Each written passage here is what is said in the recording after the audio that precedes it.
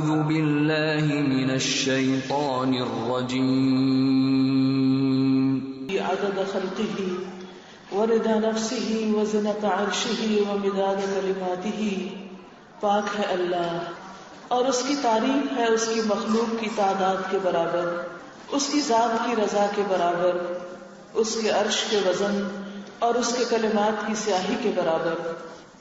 سبحان اللہ عدد ما خلق، سبحان اللہ ملء ما خلق، سبحان اللہ عدد ما فی الارض والسماء، سبحان اللہ ملء ما فی السماء والارض، سبحان اللہ ملء ما خلق، سبحان اللہ عدد ما احصى کتابہ، وسبحان اللہ ملء کل شیء، والحمد للہ مثل ذلک۔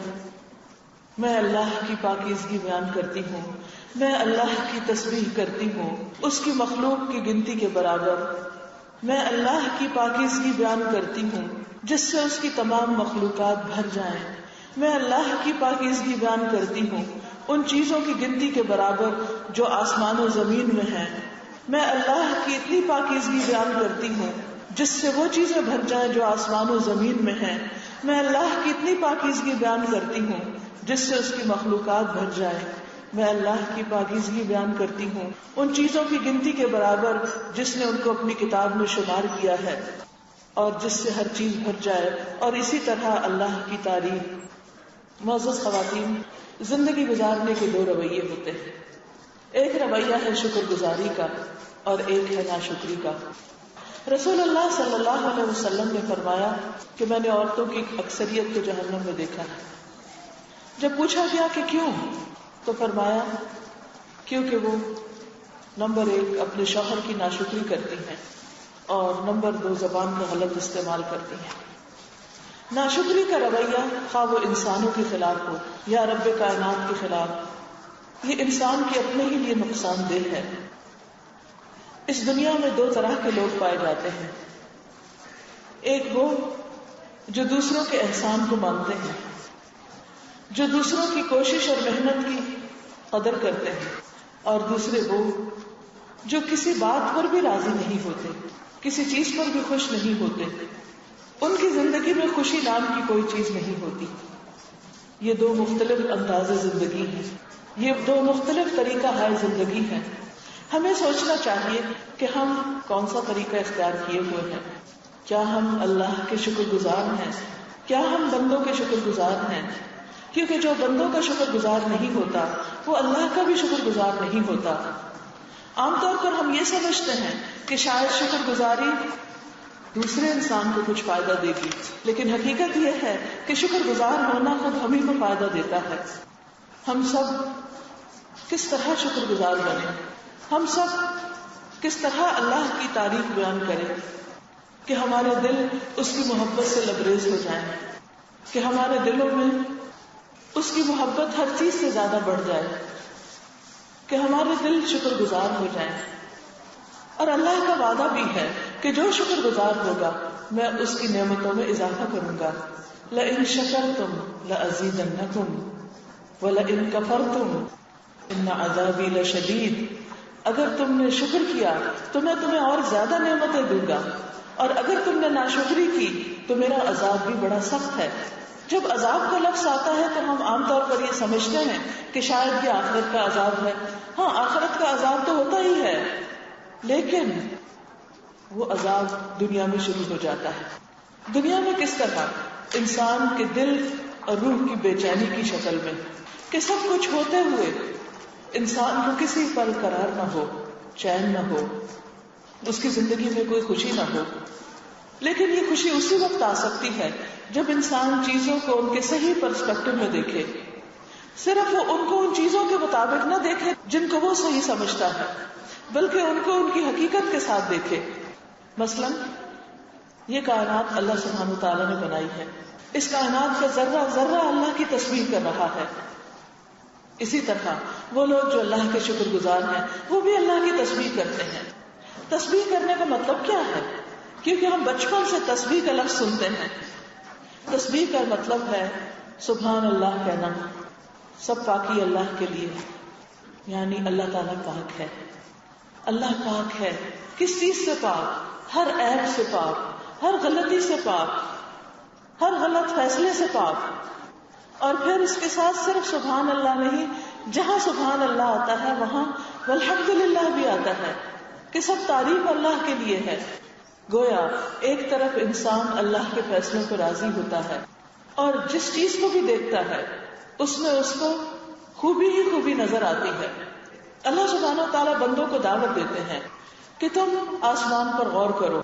ما تری فی خلق الرحمن من تفاوت فارجع البصر هل تری من فطور ثم ارجع البصر مرتين ثم ارجع البصر مرتين ينقلب إليك البصر خاسئا وهو حسير. تم اللہ کی تخلیق کو دیکھو, بار بار دیکھو, آسمان پر نظر دوڑاؤ, تمہاری نگاہ تھک کر نام مراد پلٹ آئے گی. تمہیں رحمان کی تخلیق میں کوئی تفاوت, کوئی خلل نظر نہیں آئے گا. اللہ سبحانہ و تعالیٰ نے آسمانوں کو بنایا اور پرفیکٹ بنایا اور ان کو خود تھام کر رکھا کہ وہ زمین پر گرتے نہیں, ورنہ اگر وہ نہ تھامے تو بغیر پلرز کے وہ چھت کسی بھی وقت انسانوں پر گر سکتی ہے. اس نے ستارے بنائے جو اپنے وقت پر چمکتے ہیں اور ان کی چمک ہمیں دکھائی دیتی ہے. وہ سارے کے سارے اپنی ہی گردش میں ہیں, وہ سارے کے سارے اللہ تعالیٰ کی اطاعت کر رہے ہیں, اس کی فرما برداری کر رہے ہیں, اس کی تصویر بیان کر رہے ہیں, اس کی پاکی بیان کر رہے ہیں. ہر دم وہ اللہ کی عبادت میں ہیں. اسی طرح وہ اللہ کی تعریف بھی کرتے ہیں, کیونکہ ایک ہے اللہ تعالیٰ کو ہر عیب سے پاک قرار دینا, اور پھر اتنا کافی نہیں کہ ہم یہ کہیں کہ اس کے اندر کوئی عیب نہیں, بلکہ اس کے ساتھ ساتھ یہ بھی ضروری ہے کہ ہم اس کی تعریف بھی کریں, اور ہر طرح کی تعریف اسی کی. تعریف انسان کب کرتا ہے, کس کی کرتا ہے؟ جب کسی کے اندر کوئی خوبی دیکھتا ہے, کسی کے اندر کوئی ان یوزول چیز دیکھتا ہے. جب انسان اللہ سبحانہ و تعالیٰ کے سارے کمالات کو دیکھتا ہے, آسمان کے رنگوں کو دیکھتا ہے, صبح کا رنگ, دوپہر کا رنگ, شام کا رنگ, گرمیوں کے رنگ, سردیوں کے رنگ, مختلف بدلتے ہوئے موسموں کے ساتھ بدلتے ہوئے آسمان کے رنگ, پودوں کے رنگ, پھولوں کے رنگ, کائنات میں بکھرے ہوئے طرح طرح کے رنگ, تو اس کا دل ایک دم پکار اٹھتا ہے. کیا پکار اٹھتا ہے؟ کہ تعریف کے قابل تو ہی ہے. انسانوں نے بھی بہت سی چیزیں بنائی جن پر انسانوں کی بھی بڑی تعریفیں ہوتی ہیں, لیکن انسانوں کا کوئی کام کمی سے خالی نہیں. پرفیکشن صرف اللہ کی ذات کے لیے ہے. انسان کچھ بھی کرے, بڑی بڑی عمارتیں آپ نے دیکھی ہوں گی, ان عمارتوں میں آپ دیکھتے ہیں کہ جہاں ایک طرف بڑی خوبصورتی ہوتی وہاں کوئی نہ کوئی ڈیفیکٹ ہوتا, پھر ان کے اندر ایسے ایسے خلل نکلتے ہیں, اور پھر کچھ عرصے کے بعد وہ عمارتیں آؤٹ ڈیٹڈ ہو جاتی ہیں, آؤٹ آف فیشن ہو جاتی ہیں, رہنے کے قابل نہیں رہتی, پرانی ہو جاتی ہیں, رونق کھو دیتی ہیں, کشش کھو دیتی ہیں. لیکن آسمان جو اول روز سے ہم دیکھتے ہیں, کبھی آپ نے محسوس کیا کہ اس کے اندر بھی انسان کے لیے اس میں کوئی کشش کم ہوئی ہو؟ کبھی ایسا ہوا کہ آپ دیکھیں کہ آسمان کو دیکھ دیکھ کے بور ہو گئے ہیں, اب مزید دیکھنے کو دل نہیں چاہتا؟ کبھی ایسا نہیں ہوتا. صبح کو دیکھیں, دوپہر کو دیکھیں, شام کو دیکھیں, رات کو دیکھیں, جب دیکھیں اس کی اٹریکشن اپنی جگہ بحال ہوتی. اسی طرح جتنے پھول, پھل اور پودے ہیں, کبھی آپ دیکھیں کینوں کے باغ کے پاس سے آج کل ہر طرف لدے ہوئے باغات ہیں, کبھی آپ یہ کہہ سکتے ہیں ہاں پہلے بھی دیکھا ہوا, اب ان کو کیا دیکھنا؟ کیا ان کی کشش ختم ہو جاتی؟ کبھی بھی نہیں. انسانوں کی بنائی ہوئی چیزوں کے اندر کشش ختم ہو جاتی ہے, لیکن اللہ کی بنائی ہوئی چیزوں میں کشش ختم نہیں ہوتی, اور بار بار دیکھنے پر بھی نگاہ تھکتی نہیں. ان کو دیکھ کر ایک سکون کا احساس ہوتا ہے. آسمان کو دیکھیں, ستاروں کو دیکھیں, درختوں کو دیکھیں, پھولوں کو دیکھیں, پھلوں کو دیکھیں, اس کی بنائی ہوئی کائنات کو دیکھیں, حتیٰ کہ وسیع صحراؤں کو دیکھیں جہاں ریت کے سوا کچھ نہیں ہوتا, لیکن ان کا حسن بھی آپ کو اپنی طرف متوجہ کرتا ہے. اللہ تعالیٰ نے جو کچھ بھی بنایا ہے, جہاں بھی بنایا ہے, بہت ہی خوبصورت بنایا ہے. لہذا بندے کا کام کیا ہے کہ جب ان کو دیکھے تو اللہ کی تعریف بیان کرے. ہم انسانوں کو دیکھتے ہیں, معصوم بچوں کو دیکھتے ہیں, ایک ایک اس کو دیکھتے ہیں, ایک ایک چیز کو آپ دیکھیں تو آپ کو اللہ سبحانہ و تعالیٰ کے کمالات نظر آئیں گے. لیکن ایک دوسرا رویہ بھی ہوتا ہے, اور وہ یہ کہ انسان کو کائنات کی خوبصورتی نظر نہیں آتی کیونکہ اس کی اپنی آنکھ میں حسن نہیں. وہ حسن ہر طرف بکھرا ہوا ہے، وہ نور ہر طرف پھیلا ہوا ہے، لیکن اس کی اپنی آنکھ کا نور نہیں، اس کے دل میں نور نہیں. تو جس نگاہ میں نور نہیں ہوتا، جس نگاہ میں روشنی نہیں، جس دل میں روشنی نہیں، اسے باہر کہیں کچھ نظر نہیں آتا اور کچھ اچھا نظر نہیں آتا. اندھیرے میں سارا حسن چھپا ہوا ہے. تو دل کے یہ اندھیرے دور ہوں گے تو رب کائنات کی ساری عظمت سامنے آئے گی اور پھر بے اختیار اس کی تعریف پکار اٹھیں گے. جب انسان ان چیزوں کے اندر اللہ تعالیٰ کی خوبی اور کمال کو دیکھتا ہے تو لازماً اس کے دل کے اندر اللہ کی محبت پیدا ہوتی ہے. جب اللہ کی محبت پیدا ہوتی ہے اور اللہ کی عظمت دل میں آتی ہے اور اللہ پر یقین اور اعتماد بڑھتا ہے تو پھر انسان کی زبان سے اللہ کی پرفیکٹ تعریف نکلتی ہے. سبحان اللہ و بحمدہ، سبحان اللہ العظیم، سبحان اللہ والحمد للہ ولا الہ الا اللہ واللہ اکبر ولا حول ولا قوة الا باللہ لا الہ الا اللہ. پھر اس کی زبان پر اللہ کا ذکر خود بخود وارد ہو جاتا ہے، پھر کسی کو یاد دہانے کی بھی ضرورت نہیں رہتی. لیکن جب ہماری نگاہ کام نہیں کرتی، جب وہ کائنات میں پھیلے ہوئے اللہ کے کمالات کو نہیں دیکھتی تو پھر ہمیں کیا نظر آتا ہے؟ ہر چیز کے اندر خامیاں نظر آتی ہیں، ہماری سوچ بھی منفی ہو جاتی ہے اور اللہ کی تعریف کی بجائے پھر اللہ کے فیصلے اور اللہ کی چیزوں پر اعتراض ہونے لگتے ہیں. یہ ایسے کیوں بنایا، یہ ایسے کیوں ہے، یہ چیز کیوں ہے. اچھی چیزیں پھر کم نظر آتی ہیں اور خراب چیزیں زیادہ نظر آتی ہیں.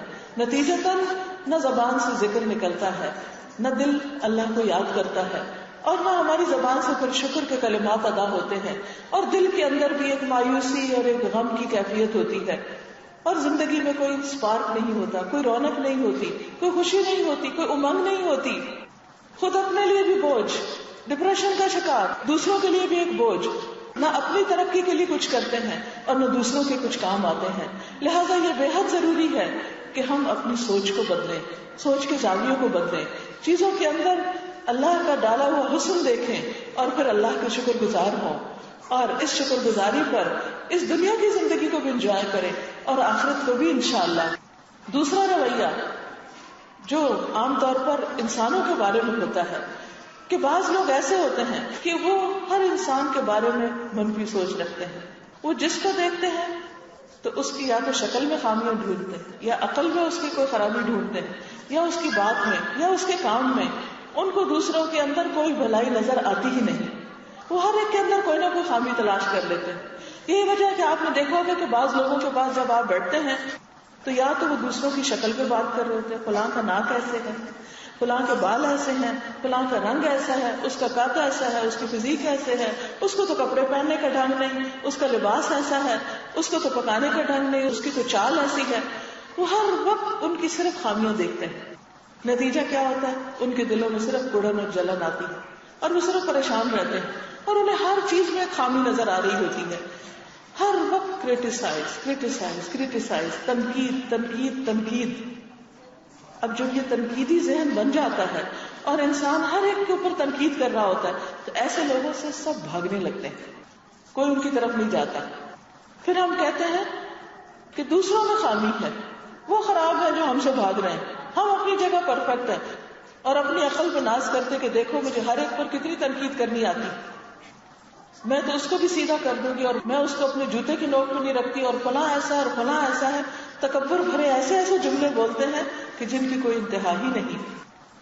ایک مرتبہ نبی صلی اللہ علیہ وسلم نے لوگوں کو یہ تلقین کی کہ لوگوں تکبر سے بچنا.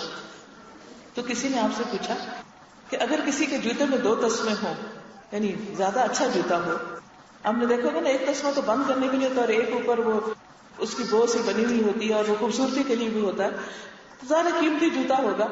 تو اگر کوئی شخص ایسا جوتا پہنے تو کیا وہ متکبر ہے؟ آپ نے فرمایا نہیں. پوچھا اگر اس کا لباس اچھا ہے تو کیا وہ تکبر کرنے والا ہے؟ آپ نے فرمایا نہیں. پوچھا اگر اس کے پاس سواری ہے، یعنی جیسے آج کے دور میں اگر کسی کے پاس گاڑی ہے اور عمدہ گاڑی ہے اور اس کو بیٹھ کے خوش ہوتا ہے کہ الحمدللہ کہ اللہ نے مجھے یہ نعمت دی ہے، تو کیا وہ تکبر کر رہا ہے؟ فرمایا نہیں. تو پھر پوچھا کہ تکبر ہے کیا؟ فرمایا غمط الناس وبطر الحق، لوگوں کو حقیر سمجھنا اور حق کا انکار کرنا. جب کوئی سچی بات، اللہ کی بات، دین کی بات، خدا رسول کی بات اس کے پاس آئے تو وہ اس کو قبول نہ کرے، اس کا انکار کر دے. اور اس کے ساتھ ساتھ دوسروں کو اپنے سے حقیر سمجھے. ہم سب کو اپنے دل کا جائزہ لینے کی ضرورت ہے کہ کیا ہمیں دوسروں کے اندر خوبیاں زیادہ نظر آتی ہیں یا خامیاں زیادہ نظر آتی ہیں. ہم سب اپنا اپنا محاسبہ کریں, اپنے اندر کا جائزہ لیں, اور اگر ہمیں دوسروں کے اندر خامیاں زیادہ نظر آتی ہیں, اور بعض اوقات تو صرف اس لیے کہ ہم صرف سامنے کا رخ دیکھتے ہیں, ہمیں نہیں پتا کہ ان کے پیچھے حالات کیا ہیں, وہ کہاں سے آئے ہیں, وہ کہاں سے بلانگ کرتے ہیں, ان کی کنڈیشنز کیا ہیں, نتیجتاً ہم ان کو اپنے سے حقیر سمجھنے لگتے ہیں. اس کے بعد کیا ہوتا ہے, جب ہم دوسرے کو اپنے سے کم عقل سمجھتے ہیں, جب دوسرے کو اپنے سے چھوٹا سمجھتے ہیں کسی بھی اعتبار سے, نتیجہ کیا ہوتا ہے, پھر ہمیں ان سے کمپلینٹس ہوتی, شکوے ہوتے ہیں, ہمیں ہر بات پر پھر غصہ آنے لگتا ہے, اور پھر ہم لوگوں سے دور بھاگنے لگتے ہیں. اب آپ خود سوچیں, اگر آپ اس رویے کے ساتھ اپنے گھر میں رہ رہے ہیں کہ آپ کو اپنے ماں باپ سے بھی شکایات ہیں, آپ کو اپنے بہن بھائیوں سے بھی شکایات ہے, آپ کو اپنے شوہر سے بھی شکایت ہے, آپ کو اپنے بچے سے بھی شکایت ہے, آپ کو اپنے ہمسائے سے بھی شکایت ہے, آپ کو اپنے ملک کے سیاستدانوں سے بھی شکایت ہے, آپ کو ریلیجس لیڈر سے بھی شکایت ہے, آپ کو دنیا کے ہر بندے سے شکایت ہے, اور آپ ہر وقت یا تو جیسا خود کڑتے ہیں اندر دل جلتا رہتا ہے, یا پھر لوگوں کے ساتھ وہی باتیں کرتے رہتے ہیں. نتیجہ کیا ہوتا ہے, کوئی آپ سے بات نہیں کرنا چاہتا, کوئی آپ کی کمپنی میں بیٹھنا نہیں چاہتا, کوئی آپ کے ساتھ رہنا نہیں چاہتا, لوگ آپ سے دور بھاگتے ہیں. ایسے لوگوں سے سب دور بھاگتے ہیں. پھر ایسے لوگ تنہائی کا شکار ہوتے ہیں, پھر ان کو شکایت ہوتی کوئی ہمیں پوچھتا نہیں, پھر ان کو شکایت ہوتی ہمارے بچے ہمیں نہیں پوچھتے, پھر وہ اکیلے بیٹھ کے روتے ہیں کہ ہمارے بچوں کا ہمارا کوئی خیال نہیں, پھر انہیں شوہر سے شکایت ہوتی کہ وہ ہمارا خیال نہیں رکھتا, پھر انہیں اوروں سے شکایت ہوتی. نتیجہ کیا ہوتا ہے, کڑھن, جلن, دکھ, درد, تکلیف, بیماریاں ایک کے بعد ایک, اور یہ زندگی حرام ہو کر رہ جاتی.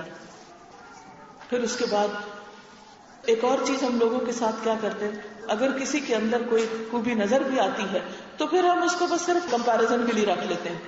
بس کسی کے بچے میں کوئی چیز اچھی نظر آئی, پھر سارا وقت بچوں کو تانے دیں گے, وہ تمہارا کزن تو یہ پڑھ رہا ہے, تم کیا کر رہے ہو, تم آوارہ پھر رہے ہو, وہ تمہارا دوست دیکھو کیا بن گیا اور تم کیا بنے, وہ تمہارا خالو اور چچا اور ماموں کیا تھا اور تم کیا ہو. ایسی منفی باتوں سے بچے کیا کرتے ہیں, وہ ایک نہیں سننا چاہتے, وہ بہرے بن جاتے ہیں, بے حس ہو جاتے ہیں.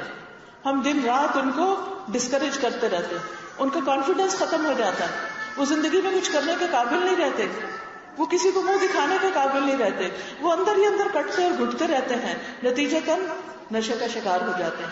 وہ پناہ ڈھونڈتے تو کہاں, نشے میں جا کے ڈھونڈتے ہیں, کیونکہ ان کو کہیں سے بھی کوئی تعریف نہیں ملتی, ان کو کوئی اپریسیشن نہیں ملتی. خرابی کہاں سے آئی, ہمارے رویوں سے آئی, ہمارے اخلاق سے آئی, اور ماؤں کا اس میں بہت بڑا رول ہے. اکثر نوجوان بچوں کو ماں باپ سے شکایت ہوتی ہے, ٹھیک ہے اس میں ان کی نوجوانی کا بھی کچھ ہاتھ ہوتا ہے کہ ان کی سوچ ڈفرینٹ ہوتی ہے, لیکن اس میں کچھ ماں باپ کا بھی قصور ہوتا ہے.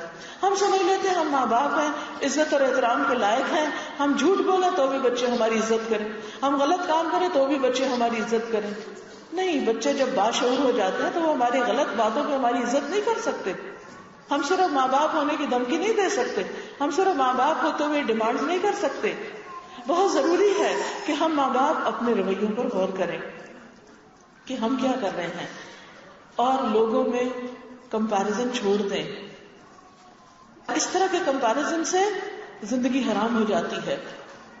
مثلا بعض اوقات ہم اپنے شوہر کا اپنے دوسرے کسی اس کے بہن بھائی سے کمپیرزن, یا خاندان میں کوئی اور جو لوگ ہیں دوسرے کپلز کے ساتھ کمپیرزن کرنے لگتے ہیں, اور پھر ان کا سوچ سوچ کے ہم غمگین ہوتے رہتے ہیں کہ فلاں تو اپنے بچوں کا اتنا خیال رکھتا ہے, فلاں اتنا کما کے لاتا ہے, فلاں تو اپنی بیوی کو حج پر لے گیا ہے, فلاں نے تو ایسا اور ایسا گھر میں فرنیچر ڈلوا کے دیا ہے, اور ہمارا شوہر تو کچھ بھی نہیں کرتا.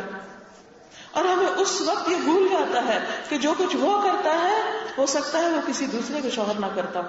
اسی لیے کہتے ہیں کہ دنیا کے معاملے میں اپنے سے نیچے والوں کو دیکھو, اور دین کے معاملے میں اپنے سے اوپر والوں کو دیکھو, تب شکر گزاری آئے گی. لہذا اگر ہم چاہتے ہیں خوشحال زندگی تو ہمیں کرٹیسائزنگ چھوڑنی ہوگی. کریٹیک نہیں بننے کے لیے ہم کو کہا گیا. لست علیہم بمسیطر, اللہ نے ہمیں کسی پر مسلط نہیں کیا, ہمارا فرض ہے انما انت مذکر کہ آپ کسی کو اچھی سی بات بتا دیں، نصیحت کر دیں، سمجھا دیں، لیکن سر پہ سوار نہ ہو. خود اپنے بچوں کے سر پہ بھی سوار ہونے کی ضرورت نہیں. ان کو بھی تبلیغ کرنے، ان کو بھی سمجھانے میں حکمت سے کام لیں، لیکن کسی کے پیچھے نہ پڑیں اور لوگوں میں مقابلہ نہ کریں، نہ اپنے بچوں کا کسی سے کریں. مثلا بعض بچے ہو سکتا ہے کہ آپ کو اللہ تعالیٰ نے اسپیشل بچے دیے ہوں، اسپیشل دونوں اعتبار سے. بعض اسپیشل بچے ایسے ہوتے ہیں جن کی ذہنی ترقی اتنی نہیں ہوتی، اسپیشل کیسز کے وہ بول نہیں صحیح سکتے، دوسرے بچوں کے ساتھ برابر کا پڑھ نہیں سکتے یا کوئی اور. ایسے میں بعض اوقات مائیں رو رو کر اپنے آپ کو گلا دیتی اور ہر بات میں کمپیریزن کر رہی ہوتی ہے کہ وہ اس کے ساتھ کے فلاں فلاں بچے جو ہیں وہ اتنا آگے نکل گئے اور یہ تو کچھ بھی نہیں کر رہا اور یہ تو پیچھے رہ جائے گا اور پتہ نہیں اس کا کیا بنے گا. ایک بات سوچ لیجئے کہ یہ اللہ کا فیصلہ تھا کہ اس نے آپ کو چنا، آپ کی گود کو چنا اس اسپیشل بچے کے لیے، کیونکہ وہ بھی اللہ کی کریشن کا ایک انداز ہے، وہ بھی اللہ کی تخلیق ہے. اس نے ایسے بچے پیدا کرنے تھے، اس نے کیے اور آپ کی گود میں دے دیے. آپ اس کو اللہ کی امانت سمجھ کے پال رہے ہیں. اگر بڑے ہو کر بھی آپ کو اس کو ایک خاص طریقے سے ریز کرنا پڑ رہا ہے تو ناراض نہ ہو اللہ سے. آپ سوچے اچھا اللہ نے مجھے چنا اپنی اس تخلیق کے لیے. اسی طرح کچھ اور طرح کے بہت ہائیلی انٹیلیجنٹ بچے بھی اسپیشل ہوتے ہیں، ان کی نیڈز بھی ٹوٹلی ڈفرنٹ ہوتی ہیں. وہ عام میڈیاکر بچوں سے مختلف ہوتے ہیں، وہ بھی اپنے ماں باپ کو بعض اوقات بہت تنگ کرتے ہیں اور پریشان کرتے ہیں، ان کی ڈیمانڈ بھی بہت زیادہ ہوتی ہیں. اس پر بھی ہمیں صبر سے کام لینے کی ضرورت ہے. اللہ نے ماں کے قدموں میں اس لیے نہیں جنت رکھی کہ بس وہ صرف پیدا کر دے اور چھوڑ دے. جو بچوں کی تربیت میں صبر اور برداشت سے جتنا جتنا وہ کام لیتی ہے وہ سارا کچھ ماں کے لیے اجر لکھا جاتا ہے. لہذا اگر آپ پرسکون زندگی چاہتے ہیں تو اپنے بچوں کو دوسروں کے بچوں سے کمپیئر نہ کریں. ہاں سیکھنے کے لیے ضرور کہ اگر دوسرے کا بچہ آگے جا رہا ہے، اس نے قرآن بھی حفظ کر لیا اور اسکول میں بھی گریڈز اچھے لے رہا ہے، تو آپ یہ ضرور جانیں کہ اچھا اس نے کیسے یہ کام کیا، تاکہ آپ بھی اپنے بچے کو کروا سکیں. لیکن دل میں اس کی نعمت پر غمگین نہ ہو کہ اچھا اس کے بچے نے تو کر لیا ہے، میرا پیچھے رہ گیا، اور آپ حسد شروع کر دیں اور جب اس بچے کا ذکر آئے تو آپ کو تکلیف ہونے لگے. نہیں، اس کی نعمت پر بھی خوش ہوں کہ شکر ہے اللہ کا، اگر میرا نہیں کر سکا اس کا تو کر گیا، اس کو تو یہ نعمت مل گئی. جب آپ دوسروں کی خوشی پر خوش ہوں گے تو اللہ تعالیٰ آپ کو بھی خوش کر دے گا، اللہ آپ کو بھی نعمتیں دے گا، کیونکہ یہ اللہ کا وعدہ ہے لَإِن شَكَرْتُمْ لَأَزِيدَنَّكُمْ. پھر اسی طرح بعض اوقات جب ہم کمپیریزن کرتے ہیں تو پھر ہم کمپٹیشن میں پڑ جاتے ہیں. جب کمپٹیشن میں پڑتے ہیں تو پھر زندگی کے مقاصد بھول جاتے ہیں کہ ہمیں اللہ نے کس خاص کام کے لیے پیدا کیا تھا. اچھا یہ کمپٹیشن کس میں ہوتا ہے؟ اگر نیکیوں میں ہو تو بہت ہی اچھا، لیکن ہم نیکیوں میں کمپٹیشن نہیں کرتے. ہم کس میں کرتے ہیں؟ کپڑوں میں کرتے ہیں، گھروں میں کرتے ہیں، فرنیچرز میں کرتے ہیں اور ضرورت کی چیزوں میں، دنیا کی چیزوں میں کرتے ہیں، لیکن آخرت کے بارے میں نہیں کرتے. نیکیوں میں آگے نکلنے کے لیے کمپٹیشن نہیں کرتے. حالانکہ ہمیں کیا حکم دیا گیا تھا؟ فاستبقوا الخیرات. جب ہم دنیا میں کمپٹیشن شروع کرتے ہیں، انہیلدی کمپٹیشن جب شروع ہوتا ہے کہ اچھا اس نے یہ کپڑا پہن لیا، یہ ڈیزائن پہن لیا، میں بھی پہن کے چھوڑوں گی. اب پیسے نہیں ہیں، اب پیسے حاصل کرنے کے لیے ایک اور جدوجہد شروع ہو گئی. اب وہ پیسے ہاتھ آ گئے، پھر وہ چیز خرید کے پھر ہم پہنتے ہیں، رکھتے ہیں، پھر ہم ٹھنڈے ہوتے ہیں. لیکن آپ خود سوچئے کہ صرف اس ایک خواہش کو پورا کرنے کے لیے آپ نے کیا کچھ گنوایا. ہو سکتا ہے آپ نے اپنے بچوں کا وقت چرایا ہو. بچوں کا وقت چرانے سے مطلب یہ کہ جو ٹائم آپ کو ان کو دینا چاہیے تھا اس کام میں آپ پیسے کمانے میں لگے رہے. آپ سمجھتے ہیں کہ بچوں کو صرف پیسے دے کر آپ خوش کر دیں گے اور ان کی ساری ضروریات پوری ہو جائیں گی؟ نہیں. جو وقت آپ کو ان کو دینا ہے وہ آپ ہی کو دینا ہے. جو محبت آپ سے ان کو مل سکتی ہے وہ دنیا کی کسی دوسری چیز سے نہیں مل سکتی. پھر اسی طرح جب ہم کمپٹیشن کرنے لگتے ہیں تو پھر ایک اور چیز ہمارے اندر پیدا ہو جاتی ہے اور وہ حسرتیں جو کہیں ختم نہیں ہوتی. جتنا بھی ہم کمپیٹ کر لیں، جب ہم ایک نقطے پہ پہنچتے ہیں تو پھر اگلا شروع ہو جاتا ہے، پھر اس سے اگلا شروع ہو جاتا ہے، کہیں بھی ختم نہیں ہوتا. قرآن پاک میں اللہ تعالیٰ فرماتے ہیں الہاکم التکاثر حتی زرتم المقابر کلا سوف تعلمون ثم کلا سوف تعلمون. الہاکم التکاثر، یہ کثرت حاصل کرنے کی خواہش نے تمہیں غفلت میں ڈال دیا. پھر ہم آخرت کے بارے میں غفلت میں پڑ جاتے ہیں، اور جب کوئی اپنی آخرت کو بھول جاتا ہے اس اصل گھر کو بھول جاتا ہے، اس منزل کو بھول جاتا ہے، تو پھر اس کے پاس کچھ بھی نہیں رہتا، پھر وہ اپنے وقت کا صحیح استعمال نہیں کر سکتا. لہٰذا ہم سب اپنا جائزہ لیں کہ ہم کس چیز کے لیے دوڑ رہے ہیں، کیونکہ ہر شخص دوڑ رہا ہے اور ہر شخص کا قبلہ کچھ مختلف ہے اور ہر شخص مختلف چیزوں کے لیے دوڑ رہا ہے. ہماری خواہشات کیا ہیں، ڈیزائرز کیا ہیں، ہماری نیڈز کیا ہیں، ہم کیا چاہتے ہیں، ہم کس چیز کا شوق رکھتے ہیں، اور اس شوق کی ورتھ کیا ہے، اور اس کے لیے ہمیں قربانیاں کیا کرنی پڑ رہی ہیں. کہیں ایسا تو نہیں کہ ہم اپنی دنیا اور آخرت دونوں کو قربان کر کے اپنے شوق پورے کر رہے ہوں اور پھر اینڈ آف دا ڈے آخرت میں کوئی بھی چیز ہاتھ میں نہ آئے، کچھ بھی باقی نہ رہے، کچھ بھی حاصل نہ ہو. لہٰذا ہم سب کو اپنا اپنا جائزہ لینا ہے، ہم سب کو اپنے بارے میں سوچنا ہے کہ ہمیں کیا کرنا ہے، ہم کہاں کھڑے ہیں اور ہمیں کس رخ پر جانا ہے. جنت اللہ تعالیٰ کی بہترین بستی ہے، اسے ان لوگوں سے بسایا جائے گا کہ جو اللہ کے پسندیدہ ہوں گے اور جن پر اللہ کی رحمت ہو جائے گی. لہذا ہم سب کو ان چیزوں کی طرف بڑھنے اور ان چیزوں کی طرف دوڑنے کی ضرورت ہے جو ہمیں اللہ کی رحمت سے قریب کر دیں، جو ہمیں اللہ کی رضا کے قریب کر دیں، جو ہمیں اس کا قرب عطا کرے. وہ کیا چیز ہے، وہ کون سی چیز ہے، وہ کون سی چیز ہے کہ جس سے ہم اللہ کے قریب ہو سکتے ہیں؟ وہ کون سے پسندیدہ کام ہیں جنہیں کرنے سے ہم واقعی اس کی رضا پا سکتے ہیں؟ چند ایک کا ذکر میں آج کروں گی. سب سے پہلی چیز، جیسے آپ صلی اللہ علیہ وسلم نے اپنے ایک صحابی کو نصیحت کی تھی کہ تمہاری زبان ہمیشہ اللہ کے ذکر سے تر رہے، ہمیشہ اللہ کے ذکر سے تر رہے، کہیں پر بھی ہوں اللہ کو یاد کرتے رہے. اور اللہ کو یاد کرنے کے لیے بہترین چیز کیا ہے؟ جیسے تسبیح ہے. جیسے تسبیح یہ اللہ کی شکر گزاری کا زبانی اظہار ہے، اقرار ہے. کون سی تسبیح کریں؟ ایک تو یہی سبحان اللہ و بحمدہ سبحان اللہ العظیم. یہ دو کلمات ایسے ہیں کہ جو میزان پہ بھاری ہیں، زبان پہ بہت ہلکے ہیں، یعنی آخرت میں ان کا بہت فائدہ ہے لیکن بولنے میں بہت ہی آسان ہے اور اللہ تعالیٰ کو بہت زیادہ پسند ہے. اور قیامت کے دن جو شخص ان کی کثرت لے کر آئے گا وہ اعمال کے اعتبار سے بہت آگے بڑھ جائے گا. نبی صلی اللہ علیہ وسلم اللہ تعالیٰ کے سب سے زیادہ شکر گزار بندے تھے. آپ کے خادم ہیں ربیعہ بن کعب، وہ کہتے ہیں کہ میں دن بھر حضور صلی اللہ علیہ وسلم کی خدمت کیا کرتا تھا، یعنی آپ کے چھوٹے چھوٹے کام آپ کے ساتھ کرتا رہتا. جب رات آتی تو آپ کے دروازے کے پاس سو جاتا. میں ہمیشہ سنتا کہ آپ یہ پڑھ رہے ہیں سبحان اللہ سبحان اللہ سبحان ربی، یہاں تک کہ میں تھک جاتا یا مجھے نیند آ جاتی، میں سو جاتا، لیکن آپ یہ کلمات پڑھتے رہتے. ہر روز رات کو تسبیح کر کے سوتے. اب آپ دیکھیں کئی دفعہ ہمیں نیند نہیں آ رہی ہوتی، ہم سائڈ بدل رہے ہیں، دائیں ہو رہے ہیں، بائیں ہو رہے ہیں، لیکن ہم کوئی ذکر بھی نہیں کر رہے. کیوں؟ اس لیے کہ ہمیں پتہ ہی نہیں کہ نبی صلی اللہ علیہ وسلم کی سنت کیا تھی، رات کو سوتے وقت وہ آخری عمل کیا کرتے تھے. اور پھر دل میں بھی اللہ کا ذکر کرنا چاہیے لیکن کبھی بلند آواز میں بھی کرنا چاہیے، کیونکہ جب آپ ذکر کریں گے تو آپ کے آس پاس آپ کے بچے اور دوسرے لوگ بھی کریں گے. مائیں جو چھوٹے چھوٹے بچے گودوں میں اٹھائے ہوتی ہیں، ٹھیک ہے، وہ مختلف لوریاں بھی پڑھ رہی ہوتی ہیں یا کچھ کہہ رہی ہوتی ہیں ان کو، تو اس وقت بھی آپ سبحان اللہ الحمدللہ اور اس طرح کے سودھنگ کلمات کی تسبیح کریں ان کے لیے. نبی صلی اللہ علیہ وسلم نے فرمایا لوگوں اپنا بچاؤ حاصل کر لو.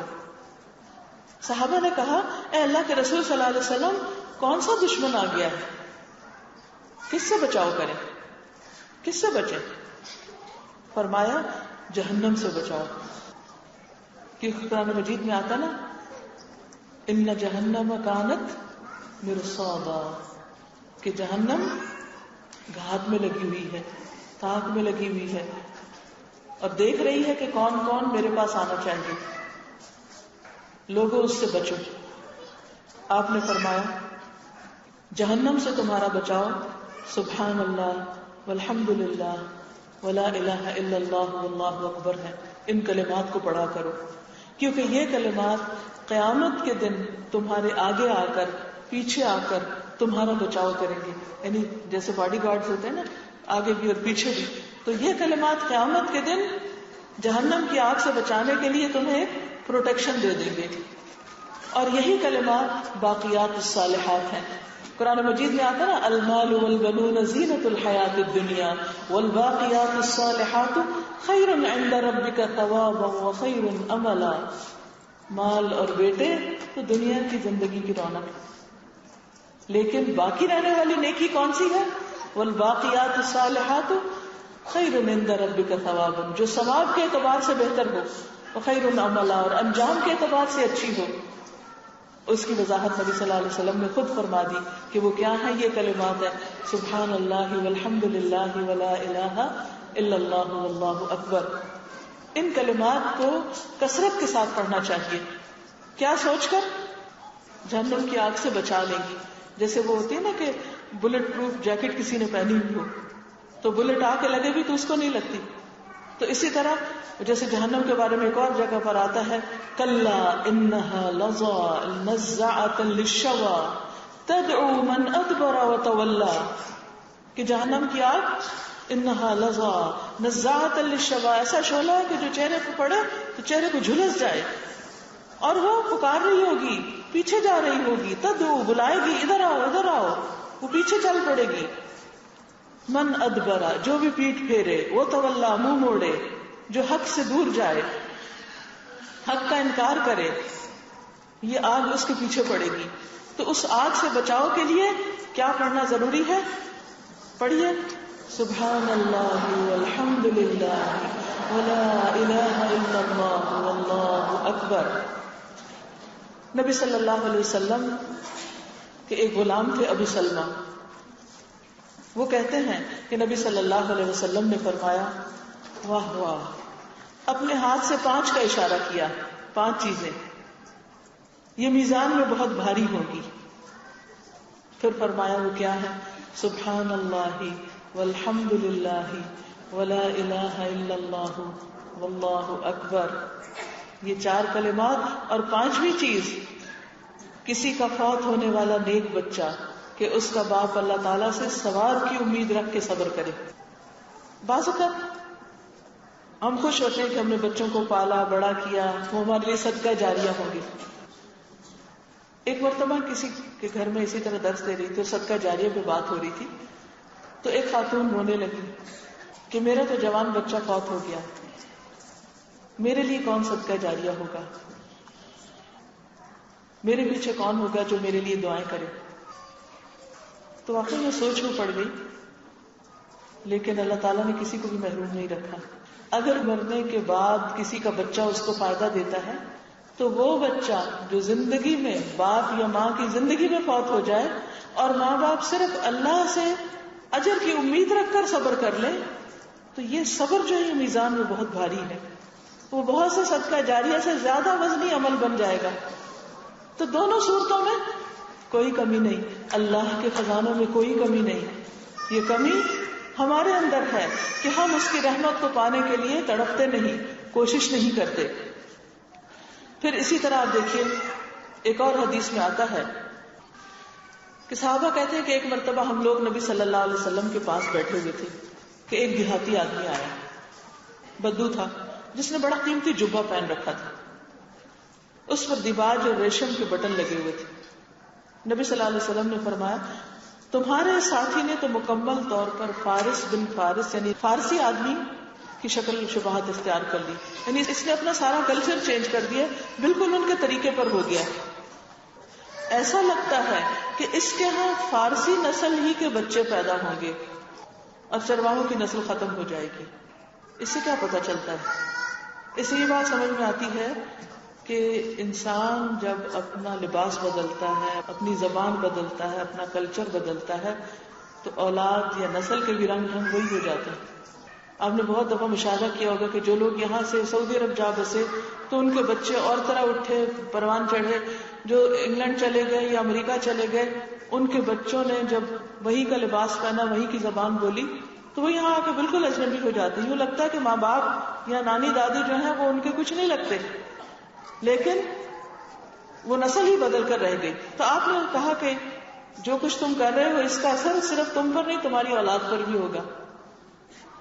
ہم عام طور پر سمجھتے ہیں کہ ہم بچوں کو کسی اسلامی اسکول میں بھیج دیں گے تو اسلامی ہو جائیں گے. اچھی بات ہے, بہت کچھ سیکھ آئیں گے وہاں سے, بہت سی دعائیں یاد کرائیں گے, بہت سے ذکر اذکار, نماز, قرآن, دین کی تعلیم, علم ہو جائے گا. لیکن آپ کو معلوم ہے کہ وہ عمل کہاں سے سیکھیں گے؟ وہ عمل آپ سے سیکھیں گے. وہ آپ کو آئیڈیالائز کریں گے. آپ کی زندگی ان کے سامنے ایک نمونہ ہے, خواہ وہ اچھا ہو یا برا ہو. جو آپ کریں گے وہ وہی کریں گے. لہذا ہم میں سے ہر ایک کو بہت کانشیسلی زندگی بسر کرنی ہے کہ جب ہم بچوں کے سامنے کیا کہیں بھی اکیلے میں بھی کسی کے ساتھ بھی بولیں تو اپنے بولنے کو بھی واچ کریں کہ ہم کیسے بول رہے ہیں, کیا بول رہے ہیں. تو بچے وہی سیکھ رہے ہیں. ہم چیخیں چلائیں گے تو بچے بھی چیخ چلا کے بات کریں گے. ہم کسی کے ساتھ اوئے کر کے بولیں گے یا بدتمیزی سے بات کریں گے تو بچے بھی ویسے ہی بات کریں گے. ہم جس کی عزت اور ادب اور احترام کریں گے بچے بھی اس کی عزت احترام کریں گے. لہذا جو کچھ ہم ہیں بچے ہمارا ریفلیکشن ہوتے ہیں. بہت سے لوگ سوال کرتے ہیں ہم بچوں کی تربیت کیسے کریں؟ تو میں ہمیشہ یہ کہتی ہوں کہ ان کی تربیت کے لیے اپنی تربیت کر لیں. اگر آپ کی تربیت ہوگی تو آپ کے بچوں کی خود بخود ہوگی, وہ دیکھ کر ہی آپ جیسے بن جائیں گے. لیکن اگر آپ کی تربیت نہیں ہوئی تو بچوں کی تربیت بہت مشکل کام ہے. وہ کچھ چیزیں تو آس پاس معاشرے ماحول سے سیکھ لیں گے لیکن ان کی رگ و پے میں وہی باتیں اتریں گی جو وہ آپ کے عمل میں دیکھیں گے. لہذا جو اچھی خوبیاں آپ چاہتے ہیں کہ آپ کے بچوں میں ہوں وہ آپ اپنے اندر لے آئیں. مثلا آپ چاہتے ہیں کہ بچوں میں محنت کی عادت ہو, پہلے آپ خود محنت کریں. آپ چاہتے ہیں بچے سچ بولیں تو ان کو سچ بول کے دکھائیں. آپ چاہتے ہیں کہ وہ بڑوں کی عزت کریں, آپ اپنے بڑوں کی عزت کریں. اگر ہم اپنے ماں باپ کے ساتھ ایسا سلوک کرتے ہیں کہ ان کو بڑھاپے میں کسی اسٹور روم میں ڈال دیں یا کسی بیک روم میں ڈال دیں کہ جہاں ہم نے اس کو بھی اسٹور بنا کے رکھا ہوا ہے, تو بچے دیکھ رہے ہیں نا کہ نانی دادی کا کمرہ کیسا ہے. تو بڑے ہو کر وہ یا ان کے بچے اپنی نانی دادی کو پھر کون سا کمرہ دیں گے, کون سی جگہ دیں گے.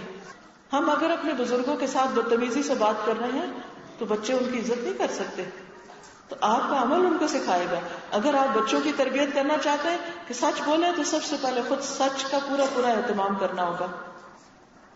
ایک دم معجزے نہیں ہوتے, آہستہ آہستہ وقت لگتا ہے, لیکن قطرہ قطرہ قطرہ کر کے وہ سیکھتے چلے جاتے ہیں اور ایک دن آتا ہے کہ پھر آپ کو اپنا لگایا ہوا باغ نظر بھی آنے لگتا ہے, وہ پھل پھول کھلانے لگتا ہے. تو بہرحال نبی صلی اللہ علیہ وسلم نے اس کے جبے کے یعنی جو گاؤن پہنا ہوا تھا اس کے مختلف حصوں کو پکڑ کر جمع کیا اور فرمایا میں تمہارے جسم پر بے وقوفوں کا لباس نہیں دیکھ رہا. پھر فرمایا اللہ کے نبی نوح علیہ السلام کی وفات کا وقت جب قریب آیا تو انہوں نے اپنے بیٹے سے فرمایا میں تمہیں ایک وصیت کر رہا ہوں جس میں سے میں تمہیں 2 باتوں کا حکم دیتا ہوں اور 2 سے روکتا ہوں. حکم اس بات کا دیتا ہوں کہ لا الہ الا اللہ کا اقرار کرتے رہنا, لا الہ الا اللہ پڑھتے رہنا, کیونکہ اگر 7 آسمان اور 7 زمینوں کو ترازو کے ایک پلڑے میں رکھا جائے اور لا الہ الا اللہ کو دوسرے پلڑے میں, تو لا الہ الا اللہ والا پلڑا جھک جائے گا. اتنا وزنی کلمہ ہے یہ. بعض اوقات کسی کو بتایا جاتا ہے نا کہ اگر آپ کا دل گھبرا رہا ہو یا ڈپریشن ہو رہا ہو تو آپ کثرت سے یہ پڑھیں, کیونکہ ایک حدیث میں اس کا ورد آیا ہے. تو کہتے اچھا, ان کو لگتا ہے جیسے کوئی ان کو ایسے معمولی سی چیز بتا دی گئی. حالانکہ اگر پورے یقین کے ساتھ اور روح کے ساتھ اس کو پڑھیں تو ایسا لگتا ہے کہ جیسے دل کے بند حصے کھلنے لگے ہیں. پڑھیے ذرا, لا الہ الا اللہ, لا الہ الا اللہ, لا الہ الا اللہ, لا الہ الا اللہ, لا الہ الا اللہ, لا الہ الا اللہ. اور آپ کو معلوم ہے کہ لا الہ الا اللہ, اللہ کے سوا کوئی الہ نہیں. آپ اکیلے بیٹھ کے اسی انداز میں کئی دفعہ دہرائیے, زور سے پڑھیے اور پھر اپنے دل کی حالت دیکھیے, یقیناً اس میں فرق پڑے گا. پھر اسی طرح آپ نے فرمایا کہ اگر 7 آسمانوں اور زمینیں ایک کڑے کی شکل اختیار کر لیں جیسے ایک چوڑی ہوتی, تو لا الہ الا اللہ اس کو بھی توڑ دے گا. اتنا مضبوط چیز بھی کوئی ہو تو لا الہ الا اللہ کی طاقت اس کو بھی توڑ دے گی. ایمان جو ہے یہ بہت بڑی قوت ہے. قرآن پاک میں آتا ہے وَمَن يَكْفُرْ بِالطَّاغُوتِ وَيُؤْمِن بِاللَّهِ فَقَدِ اسْتَمْسَكَ بِالْعُرْوَةِ الْوُثْقَىٰ لَا انفصام لَهَا، کہ جو طاغوت کا انکار کرے، یعنی ایسے سرکشوں کا جیسے شیطان کا اور شیطانی باتوں کا اور شیطان کے ائمہ کا، شیاطینوں کا، جو کوئی انکار کرے ان کی بات نہ مانے، وَيُؤْمِن بِاللَّهِ، اور اللہ پر اعتماد رکھے، اللہ کی بات مانے، تو کیا ہوگا؟ فَقَدِ اسْتَمْسَكَ بِالْعُرْوَةِ الْوُثْقَىٰ، اللہ پر ایمان اور اللہ پر اعتماد اور توکل اور اللہ کو ایک ماننا ایسی مضبوط چیز ہے، ایسا مضبوط کڑا ہے جس کو کوئی چیز توڑ نہیں سکتی.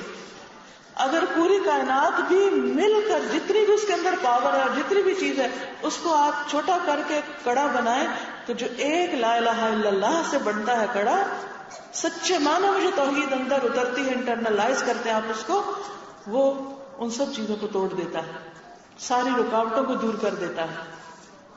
لیکن آپ سچے دل سے اس کو پڑھنے والے ہوں، صرف ورد وظیفے کے طور پر نہیں، بلکہ آپ کسی وقت یعنی کہ جب دل میں کوئی وسوسے آ رہے ہوں، کوئی ڈاؤٹس آ رہے ہوں دین کے بارے میں، یا کوئی چیز دین کی اچھی نہ لگ رہی ہو، نماز پڑھنے کو دل نہ چاہ رہا ہو، یا کوئی ایسی کیفیت اوپر آ رہی ہو، کیونکہ انسان ہیں ہم، اور خواتین کے تو ہارمونل پرابلمز بھی رہتے ہیں اور اندر کی نیچر میں بہت چینج آتے رہتے ہیں، تو جب کبھی ایسی کوئی کیفیت طاری ہو تو فوراً آپ لا الہ الا اللہ، لا الہ الا اللہ، لا الہ الا اللہ، اور جو کہے لا الہ الا اللہ تو ایک اللہ کا تصور ذہن میں لائے کہ بس اللہ ہی ایک اللہ ہے اور کوئی بھی نہیں ہے الہ، بس وہی دراصل الہ ہے.